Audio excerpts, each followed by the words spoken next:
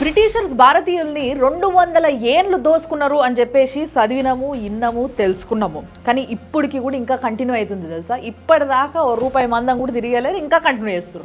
మీరు ఫోటోలో చూస్తున్న ఆయన పేరు యోగేష్ అలేకరి. ఈయన ఒక ట్రావెల్ వ్లాగర్ అనమాట. ఇండియా నుంచి నేపాల్, చైనా, రష్యా ఇట్లా ఒక దాదాపుగా 16 కంట్రీలు తిరిగిండు. తిరిగి ఎక్కడా ఏం జరగలేదు. బట్ యూకేకి పోయిన తర్వాత ఈయన 16 లక్షల విలువ చేసే బైకు డమాల్ ఎవరో ఎత్తుకపోయారు. ఈ ఇన్సిడెంట్ జరిగింది ఆగస్ట్ 28న నాటింగ్హామ్ అనే ప్లేస్లో.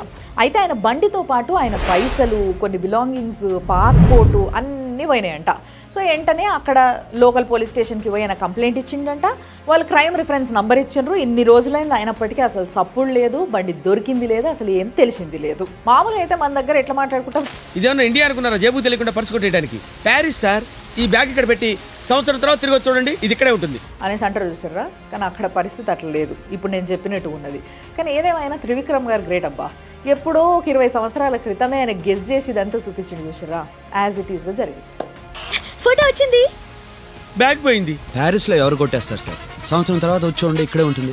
బ్యాగ్ ఉంటుంది సార్, కానీ అందులో డబ్బులు ఉండవు. శశి థరూర్ గారు చెప్పారు కదా, $45 ట్రిలియన్ బ్రిటిషర్స్ మనకి బాకీ ఉన్నారు, మన దగ్గర నుంచి దోసుకపోయినరు అని చెప్పేసి.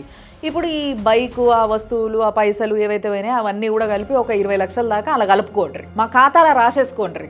ఎడబోతాయి ఆ బుద్ధులు, పాత బుద్ధులు అట్లే ఉన్నాయి. ఇప్పటికన్నా బంద్ చేయండి రా భయ్, ఇండియన్స్ని దోసుకున్నాడు బంద్ చేయండి.